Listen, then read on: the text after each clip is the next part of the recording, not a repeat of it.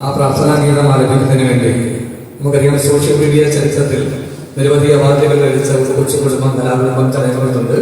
കാവിലപ്പാട്ടിലെ അനുഗ്രഹീത ഗായിക നമ്മുടെ MGHS വിദ്യാർത്ഥിനിയാണ് ആർദ്ര രാജേഷ്. ഇങ്ങനെക്കുട്ടി എന്നാണ് വിളിക്കുന്ന. ഇങ്ങനെക്കുട്ടി ഫാൻസൊക്കെ ഭയങ്കര ഫേമസ് ആണ്. നമ്മുടെ ആർദ്രേശ്വരിയാണ്.